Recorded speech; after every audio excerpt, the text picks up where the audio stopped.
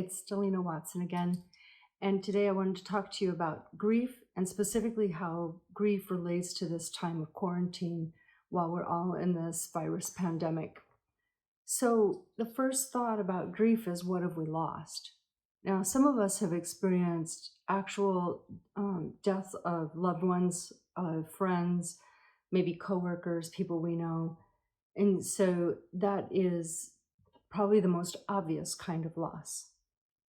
It may be interesting to know that a lot of people are starting to feel grief, even if they haven't lost someone that they personally know. So, what are those things that we've lost? Well, we might think about first the loss of freedom. We can't just go anywhere we want. Some counties are closed, some borders are closed, definitely different facilities and activities. Even our work offices might be closed. And so we've lost that freedom to simply go wherever we want, whenever we want. And that's particularly hard when we've had that freedom pretty much all of our lives. The other thing we may have lost is our jobs or some level of financial security.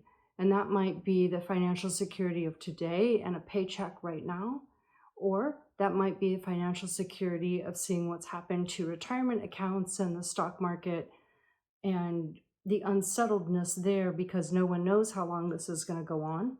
So that's even a sense of loss too, some sort of certain future. We've also lost a sense of safety. Is it safe to be in the world?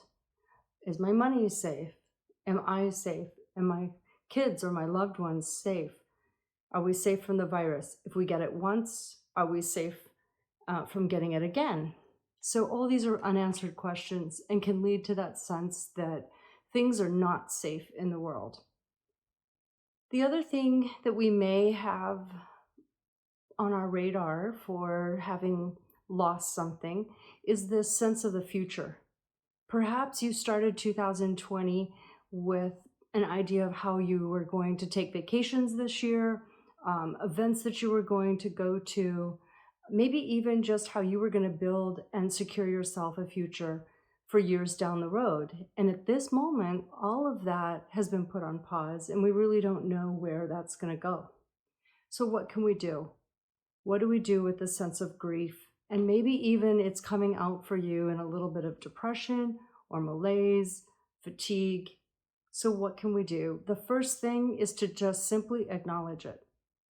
One of the people I talked to this past week was amazed at how simply labeling and talking about and acknowledging the feelings without trying to change them or push them away, how much that decreased the intensity of those feelings.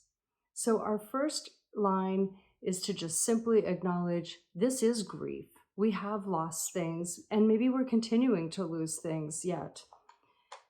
The next part in that acknowledgement is to simply allow those feelings to be present. We don't have to change them. We don't have to push them away. We don't have to not feel them. So simply allow them to be there, acknowledging and honoring that.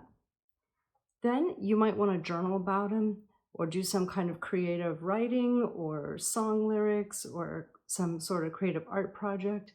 You might want to talk to your friend. You might want to reach out to a therapist. All ways that we can kind of continue to express those emotions and move them through our body. And one of the biggest ways to cope is gratitude. And I know that's going to sound really strange right now, but gratitude is about focusing on what we do have instead of only what we don't have or what we're unhappy with. So in this idea of gratitude, ask yourself, what do I still have? What are the material things I still have? What are the ideas and the hopes I still have? But also, what safety do I have? What choices do I have right now? Do I still have the choice of how I'm going to use my time? Do I have the choice of who I interact with online or by phone? So these are all things that we can do. So even the idea of choice of exploring. So maybe you're somebody that likes to go out, you like to try new things. Right now, there's a lot of online courses, there's a lot of things even being offered for free, things to explore webcams that are showing different things in museums and zoos and around the world. So there's still a sense of opportunity for adventure. Another thing is in nature, what can we engage with? What do we still have? And that might be really simple right now. It may be that the sun comes up every day. It may be that it goes down every night, and that provides a sense of stability and certainty in the world, that some things really haven't changed for us.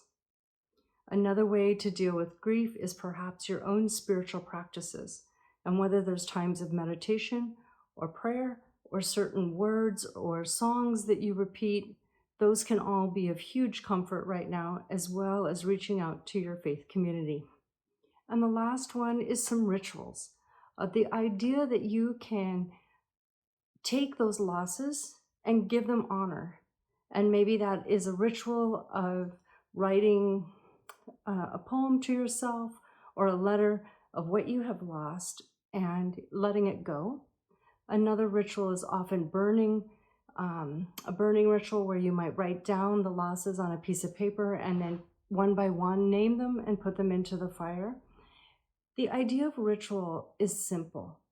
The simpler it is, the better the mind and the soul understand.